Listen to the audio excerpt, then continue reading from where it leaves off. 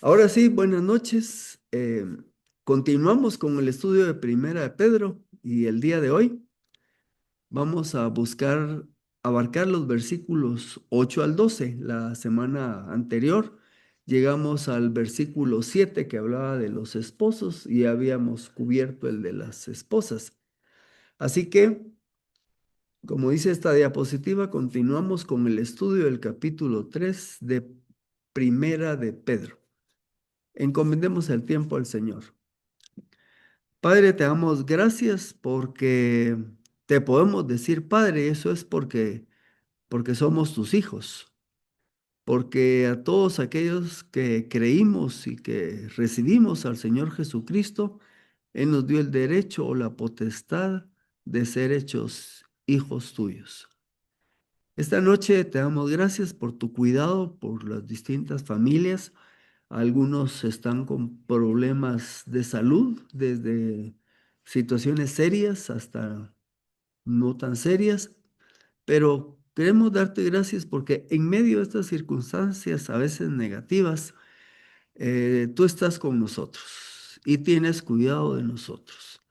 Quizás a veces no entendemos por qué nos suceden las cosas que nos suceden, pero lo que sí entendemos es que tú estás presente y te damos gracias por eso.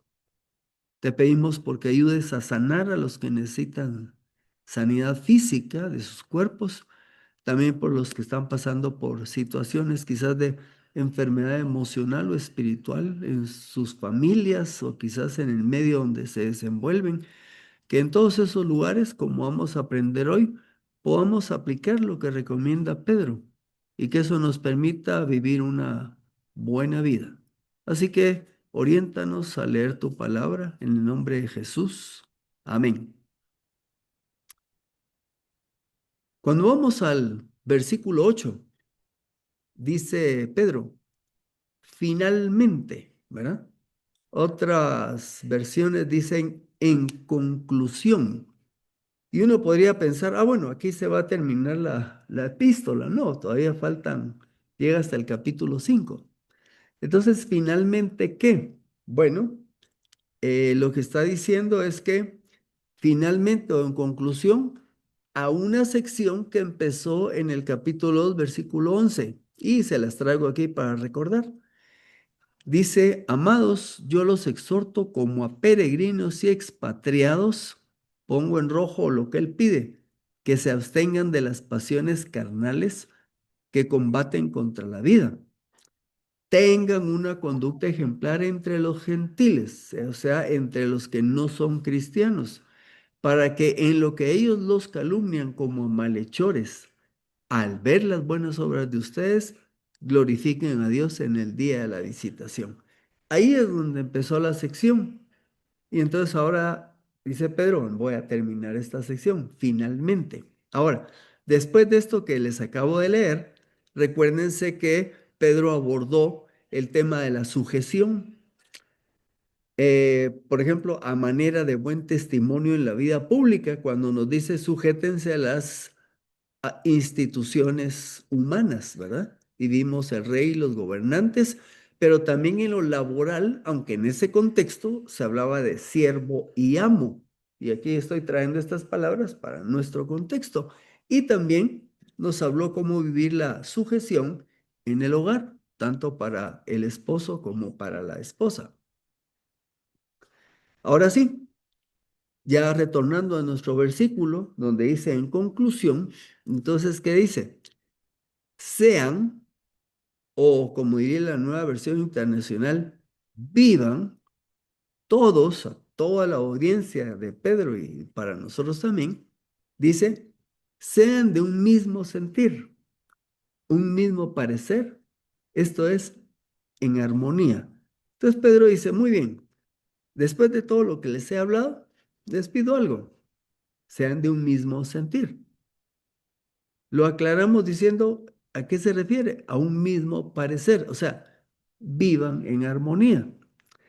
Ahora, cuando una comunidad vive en armonía, no necesariamente quiere decir que todos son uniformes, sino lo que hay es un mismo parecer o armonía en medio de diversidad. Un buen ejemplo de esto es el mismo cuerpo. Tiene distintas partes. Sin embargo, todas contribuyen para que ese cuerpo funcione bien. Entonces, trabajan en armonía, aunque haya diferencia de funciones. Igual entre nosotros. No quiere decir que a todos les va a gustar el color de la camiseta que tengo, ¿verdad? A otros les podrá gustar amarillo, verde o rojo, pero podemos reunirnos y vivir y convivir en armonía. La segunda cosa que pide Pedro es que seamos compasivos. Me puse a buscar un poco más de esta palabra y me encontré en el idioma inglés esta palabra. Alguno me dio otro sentido de compasivo y decía simpático, pero eso no me hizo juego y lo encontré en inglés y ya traducido es simpatético. Eso quiere decir de sentimientos afines. Y una manera de verlo de manera práctica es lo que dice Romanos 12:15. Gozaos con los que se gozan, llorad con los que lloran. Si un miembro se goza, todos se gozan con él. Si un miembro se duele, todos se duelen con él. Eso es la expresión de la palabra compasivos. Así es como debemos de vivir entre nosotros. Tercero, recomienda que nos amemos fraternalmente. Eso de amarse fraternalmente es amarse como hermanos. Es el amor que se da entre una familia, es un amor de relación. Entonces, ¿cómo nos debemos de amar? Como hermanos. Traté de buscar algunos pasajes que le oí a un pastor que decía que hay pasajes donde dice que Dios nos ama con este tipo de amor fraternal, ¿verdad? Sin embargo, cuando habla que el Padre ama al mundo, usa la palabra agape o agapeo, porque decía él, es que para amar al mundo sí se necesita un amor superior, que es el amor de Dios, decía, ¿verdad? Pero entre nosotros nos podemos amar fraternalmente y por supuesto con el amor de Dios. La otra recomendación de Pedro, y la tercera, dice que sean misericordiosos. Esto quiere decir de tierno corazón, empáticos. Alguien empático es el que le surge desde dentro, por eso puse la palabra sentimiento de identificación con alguien. Ahí chiquitío, al lado inferior derecho, puse la palabra visceral. Resulta que la palabra que se tradujo como misericordiosos, en realidad dice, si fuera así literal, dice con los intestinos, ¿verdad? Claro, para nosotros no nos hace juego, pero en el mundo antiguo, cuando ellos hablaban de alguna situación que de verdad los tocaba y los movía hacia la otra persona, en la mentalidad antigua, al menos de los griegos y otras culturas de ahí, ellos sentían que era de la parte de las vísceras internas, que era la que los movían a ayudar. Entonces, solo se los explico por razones culturales, pero el término quiere decir cómo nos vamos a relacionar unos con otros y cuando usas misericordia es cuando te surge del corazón, te toca ver la situación de la otra persona y sale hacia adelante el ánimo de querer ayudar o a veces perdonar o a veces servir, ¿verdad? Pero eso es lo que te surge. Y claro, esas actitudes vamos dependiendo o dejando que el Espíritu Santo las desarrolle en nosotros, porque humanamente no necesariamente tenemos ese tipo de actitudes. Y la quinta dice que, o recomienda Pedro, que seamos humildes. Ahora, ¿qué quiere decir esto? Significa vivir en dependencia total del Señor en vez de confiar en uno mismo. Un versículo que nos ayude a entenderlo. Filipenses 2:3. Nada hagáis por contienda o por vanagloria. Antes bien, con humildad, estimando cada uno a los demás como superiores a él mismo. O sea, ¿cómo vivo yo la vida de humildad? Número uno, dependiendo del Señor y no confiando en mí mismo. Pero la otra manera es cuando estoy con la comunidad, que puede ser su familia, la iglesia, un grupo como este, etcétera. No hagamos nada por pleito ni por orgullo, sino con humildad, dice, estimando a los demás como superiores a él mismo. Me recuerdo que en mis días de juventud, en la iglesia bíblica centroamericana que queda allá por el parque se me fue el nombre ya del parque, ¿verdad? Ahí estuve tanto tiempo. Ahí está la esposa, el Parque Isabela Católica se llama. El Parque Isabela, zona 2. Bueno, uno de los ancianos eh, no tenía un buen hermano que tenía tiempo de estar en la congregación, era el grupo de ancianos, pero su educación y cultura no era muy alta, ¿verdad? Y ahí llegábamos ya un montón de patojos que estábamos entrando a la universidad y todo lo demás. Entonces, ¿cómo podíamos tener una buena relación? Además de la indicación de que hay que sujetarse a las instituciones humanas. Bueno, ahí es donde aplica la humildad, estimando a los demás como superiores a uno mismo. Eso nos va a tocar vivirlo cuando usted de pronto haga ciertas actividades, por ejemplo, va a un banco y la persona que lo atiende con un poco de prepotencia y todo lo demás. Y usted por dentro puede decir, tengo edad, tengo educación, tengo esto y lo otro, pero ¿qué es lo que le pide usted al Señor? Estima a los demás como superiores. Y cuando los estimas de esa manera, te puedes portar con humildad y estar dispuesto a servir. Bueno, ¿y qué hago? Qué bonito, ¿verdad? Pero ¿qué hago si me toca confrontar personas hostiles? Que eso es parte de la vida. ¿Cómo voy a reaccionar? Entonces aquí viene la respuesta de Pedro. No devuelvan mal por mal, ni maldición por maldición, sino por el contrario, bendigan, pues para esto han sido llamados, para que hereden bendición. Desglosemos un poquito el pasaje. Veamos que hay un contraste entre hechos y palabras, porque habla de mal por mal y maldición por maldición. Yo aquí estoy ubicando mal por mal hechos, hechos de maldad que alguien puede hacer hacia nosotros y nos dice, no, no, no, no devuelvan mal por mal. Y luego palabra, maldición por maldición. El creyente ante la hostilidad externa responde con hechos buenos y palabras buenas. Lo que vamos a ver a continuación, quizás no nos agrade mucho, son otros pasajes, pero nos piden cosas que quizás no son fáciles, ¿verdad? Pero funcionan. A ver, ¿conocen este proverbio? 15:1. La blanda respuesta quita la ira, mas la palabra áspera hace subir el furor. Eso, como está en la Reina Valera 60.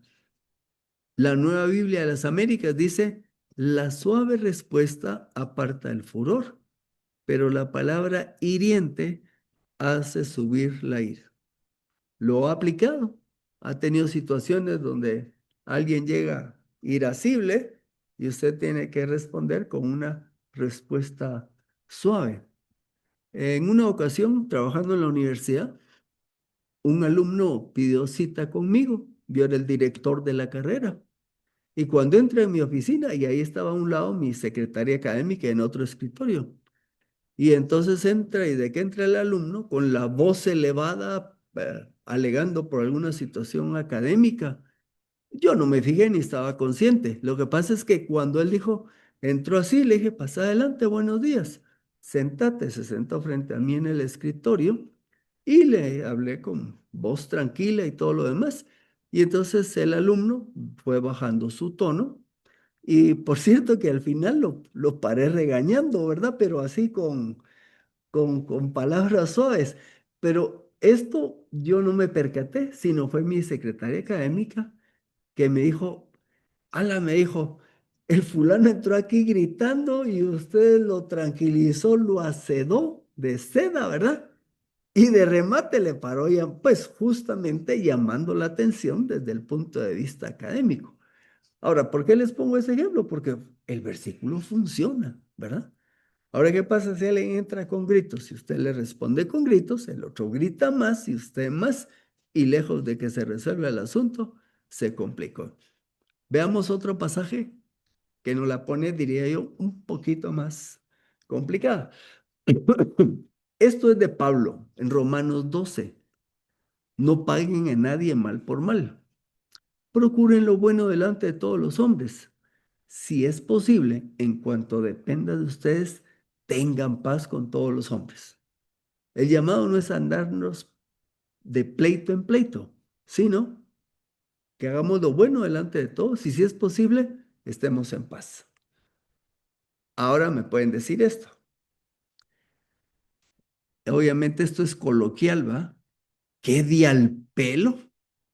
Es que si te dejas de todo el mundo, vas a quedar con planta de tonto y todos van a buscar aprovecharse de vos. O sea, cuando usted toma actitudes cristianas, la gente de su alrededor le va a decir eso como es. ¿Cómo serás? Mira, todo el mundo se aprovecha de vos y vos ahí tranquilo, porque así le dicen a uno, ¿verdad? Y en realidad, pues, usted tiene que decidir si actúa conforme a los valores del mundo o lo que la escritura dice. ¿Qué sigue diciendo Pablo? Amados, no se vengan ustedes mismos, sino dejen lugar a la ira de Dios. Note, porque está escrito, mía es la venganza, yo pagaré, dice el Señor. Y vamos a ver más adelante algo de cómo Dios cuida este aspecto. Continúa Romanos, se la pone más difícil, más bien, y obviamente Jesús enseñó esto también. Si tu enemigo tiene hambre, ¿qué hay que hacer? Dale de comer. Y si tiene sed, dale de beber. Pues haciendo esto, carbones encendidos amontonará sobre su cabeza. No seas vencido por el mal, sino vence el mal con el bien.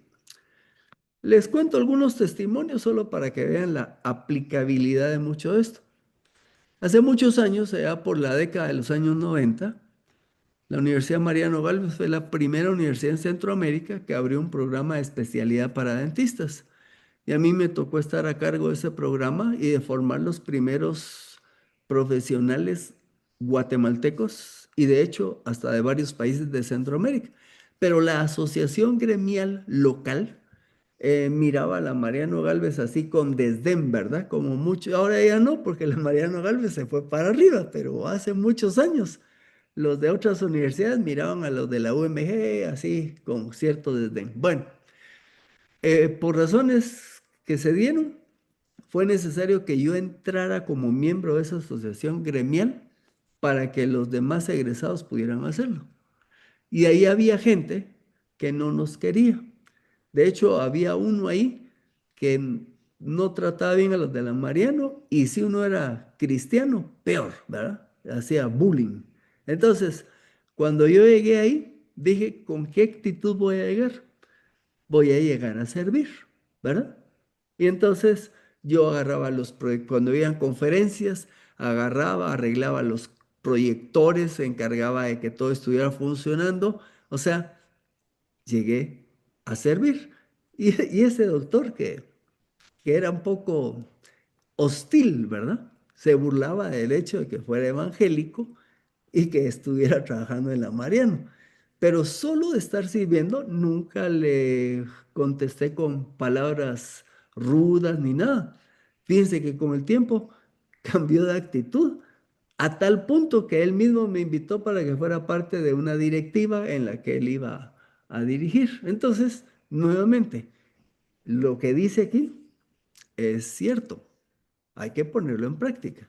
¿Cuesta? A veces, sí cuesta, pero de que funciona, funciona. Regresando a Primera de Pedro. versículos 10 y 11 del capítulo 3. ¿Por qué? El que quiere amar la vida y ver días buenos, pregunto, ¿quiere usted amar la vida y ver días buenos? Me va a decir, ah, claro que sí, ok. Refrene su lengua del mal y sus labios no hablen engaño. Apártese del mal y haga el bien. Busque la paz y sígala. Esta, que dice aquí Pedro, es una cita del Antiguo Testamento, del libro de los Salmos, y aquí se lo voy a poner uno a la par del otro. Porque el que quiere amar la vida y ver días buenos, refrene su lengua del mal y sus labios no hablen engaño. Apártese del mal y haga el bien, busque la paz y sígala. Salmo 32, 12 al 14. Cambian algunas palabras. ¿Quién es el hombre que desea vida? ¿Quién anhela años para ver el bien? Guarda tu lengua del mal y tus labios de hablar engaño. Apártate del mal y haz el bien, busca la paz y sígala. Entonces Pedro lo que nos está diciendo, ¿quieren vivir una buena vida? Bueno, aquí nos está dando ya los primeros consejos. Eh, la NTV dice, nueva traducción viviente, si quieres disfrutar de la vida y ver muchos días felices, ¿verdad? Ya lo parafraseamos. Entonces, ten cuidado con lo que dices, ¿verdad? No hables mal, ¿verdad? Refrena tu lengua del mal. Santiago, si usted se recuerda, nos dice que la lengua es un fuego, es un mundo de maldad, ¿verdad? Pero, por supuesto, yo pregunto, ¿es la lengua en sí? O sea, el órgano que tenemos en la boca, lo que es malo. Mateo 12:34, Jesús lo aclaró, dijo, porque de la abundancia del corazón habla la boca. El problema de la lengua es que expresa lo que hay dentro del corazón de la persona. Así que, si usted solo se está alimentando en su corazón con personas negativas, criticonas, peleonas y todo lo demás, usted va a tener un corazón criticón, peleón y todo lo demás. Si está alimentándose de envidia, de egoísmo y todo ese tipo de actitudes negativas, cuando usted hable solo va a expresar lo que hay adentro de su corazón.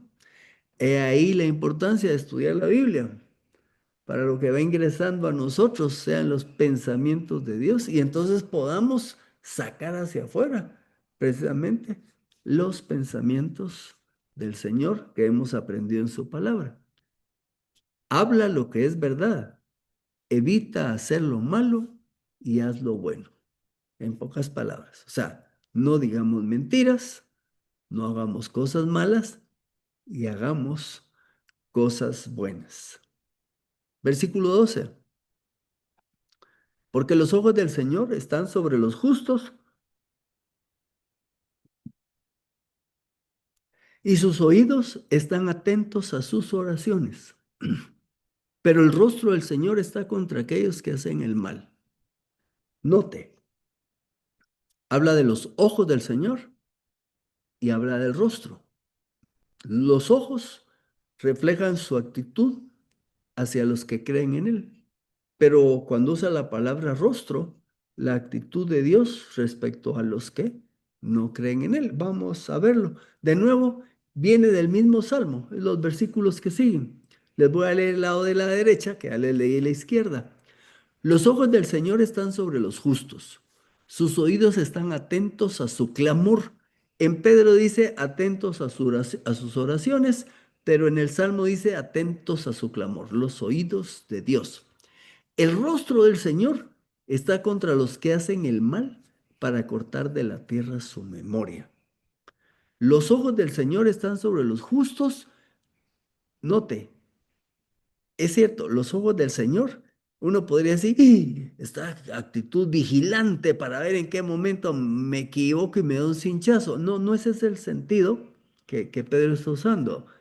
Es el sentido de cuidado. Los ojos del Señor están sobre los justos para cuidarlos y velar por sus necesidades expresadas en oración. ¿Qué otra palabra traduce oración? ruego, necesidad o súplica. O como dice el Salmo, clamor, cuando uno clama ante una necesidad que uno tiene al Señor. Como anoto en el párrafo de abajo, una petición que uno siente en el corazón proveniente de una profunda necesidad personal. Bien, voy a darles un ejemplo. Estoy leyendo un libro del área de predicación y el autor pues utiliza distintos versículos. Y uno de los que tiene es allá en Mateo 7, ¿verdad? Que dice que el que tiene una necesidad le pida al Señor y pone el ejemplo. ¿Quién de ustedes, si su hijo le pide un pan, le va a dar una piedra? O si le pide un pez, le va a dar una serpiente. Y si ustedes siendo malos saben dar cosas buenas a sus hijos, ¿cuánto más nuestro Padre le dará a los que le piden? Y ustedes conocen el pasaje. El autor insiste, porque lo repite varias veces, dice, cuando uno le pide a Dios cosas que son buenas, eso no está en el texto de la Biblia, ¿ah? Pero él insiste, yo le pido a Dios algo que es bueno, ¿verdad? Entonces, Dios te lo va a dar. Y yo no sé cuántos de ustedes han luchado con este tema de la oración y todo, pero en este fin de semana y preparando el tema y todo, yo les he comentado que padezco de un problema, ya se me olvidó el nombre, ¿verdad? Pero es autogenerado como de mi sistema de defensa y se me producen hinchazones de repente en cualquier parte del cuerpo, puede ser la cara, los labios, los brazos, lo que sea. Y el día sábado para amanecer domingo empezó por la noche y cuando sentí esta mano la tenía gorda, ¿verdad? Así mano de gordito, se me inflamó de los dos lados, nunca me había pasado algo así. Y se pone caliente y me empieza a picar, ¿verdad? No fue mayor problema, pero pica, todo el rato pica. Y yo con ese pensamiento, entonces, y no había llegado a este análisis, solo me recordé lo que dijo el autor Donald Sunukian, se llama. Si le pides a Dios algo bueno, te lo va a dar. Y entonces, no, soy franco, casi nunca le pido al Señor por mí, me es más fácil pedirle por otros. Bueno, Señor, mira, mi mano, esto es bien incómodo, no me estoy muriendo, pero pues yo te lo voy a pedir, ¿va? Porque creo que si te pido eso no es algo malo, es algo bueno, ¿verdad? Y miren, por supuesto, pues, tuve que tomar ciertas medicinas y todo, y de pronto empieza a ceder poco a poco la mano. Y el pensamiento negro, ¿verdad? Feo, oscuro, es, de repente la medicina hizo efecto. Y el pensamiento del Señor dice, ¿ya viste? El Señor oyó tu oración. Entonces mejor preferí darle gracias a Dios porque escuchó mi oración y me concedió lo que le pedí. Eso quiere decir que siempre me va a dar todo lo que pide, no necesariamente, pero lo que sí le puedo decir es confía en el Señor, como dice aquí. Los ojos del Señor están sobre los justos para cuidarlos y velar por sus necesidades expresadas en oración, ruego o súplica o clamor. Y yo mismo llegué a una conclusión y dije, "Oh, hay veces que no le pido al Señor así con ese ñeque, va a decirle, Señor, de verdad te pido esto. Pues probemos, ¿verdad? A expresarle al Señor en súplica y clamor cuando tengamos alguna necesidad. Como dice al final, una petición que uno siente en el corazón proveniente de una profunda necesidad personal. Pruébelo y después nos cuenta. En contraste, nos dice que el rostro del Señor está vigilante para con los que hacen lo malo. Y el Salmo agrega, a diferencia de lo que dice Pedro, agrega para cortar de la tierra su memoria, o sea, del malo, ¿verdad? Y aquí yo les digo, recuerden lo que vimos en Romanos, atacó un insecto, lo que vimos en Romanos, mía es la venganza, yo pagaré, dice el Señor. Así que cuando haya situaciones hostiles, reconocemos que el que nos cuida es el Señor y que el Señor tiene su rostro contra los que hacen el mal y que en su momento les dará lo que merece su maldad. Bien, Y aquí vamos a ir descendiendo y aquí viene la parte de ese término que no sé si usted lo había oído, pero me vino al ver este versículo. Ahora les voy a explicar la relación. ¿Ha oído hablar del deísmo? La palabra deísmo. Bueno, el deísmo es una doctrina filosófica y religiosa que postula o dice, pues, que la existencia de o afirma la existencia de un Dios creador del universo. O sea, el deísmo dice, sí, hay un Dios, así, ¿ah? Pero niega su intervención directa en los asuntos del mundo. Por lo tanto, rechazan revelaciones, milagros y la necesidad de cultos externos. En esencia, un deísta cree que un Dios creó el mundo y luego lo dejó a sus propias leyes naturales sin inmiscuirse o meterse en su funcionamiento. O sea, el deísta dice, sí, hay un Dios, hizo la creación y se fue. Y nos dejó aquí y entonces aquí la vida la vamos a vivir a como querramos y podamos. Hace poco les dice que quieres vivir una buena vida, dice ahí Pedro. Pues sí, claro que queremos vivir una buena vida. El deísta dice, pues vivila como puedas porque Dios no se va a meter con vos. Eso es lo que dice el deísta, ¿verdad? Y si usted le pregunta a Ricky Martin, le va a decir que viva la vida loca. Pero aquí lo que queremos es una vida buena y agradable a Dios. Bueno, entonces la pregunta es, ¿estamos solos? Porque los ojos del Señor están sobre los justos y sus oídos están atentos a sus oraciones. Ah, cuando yo hice realidad, qué bárbaro, dije, oh, es que no estoy solo. Dice que el Señor tiene su mirada puesta sobre mí para cuidarme y está atento a mis oraciones. ¿Quiere uno más? Por lo tanto, no se preocupen diciendo qué comeremos o qué beberemos o con qué nos vestiremos, porque los gentiles buscan ansiosamente todas estas cosas. El Padre Celestial sabe que ustedes necesitan todas estas cosas. ¿Estamos solos? No. El Padre Celestial nos cuida. Pero Dios, que es rico en misericordia por su gran amor con que nos amó, aun estando nosotros muertos en pecados, fíjense bien, nos dio vida juntamente con Cristo, por gracia sois salvos. ¿Dios creó el mundo y se fue? No, Dios creó el mundo y está con nosotros. Pregunto una vez más, ¿estamos solos? No. Mateo 28:20. Y aquí, dijo Jesús, yo estoy con vosotros todos los días. ¿Hasta cuándo? Hasta el fin del mundo. Amén. Así que el día de hoy, si queremos vivir una buena vida, vimos los consejos de Pedro, ¿verdad? No paguemos a nadie mal por mal, hagamos cosas buenas, seamos misericordiosos, compasivos, humildes, etcétera. Y con esta cita del Antiguo Testamento nos dice, y Dios está al tanto de ti, está atento a tus oraciones y está a tu cuidado. Así que por eso, le damos gracias a Dios, porque no estamos solos, Él está con nosotros. Terminamos acá con un buenas noches.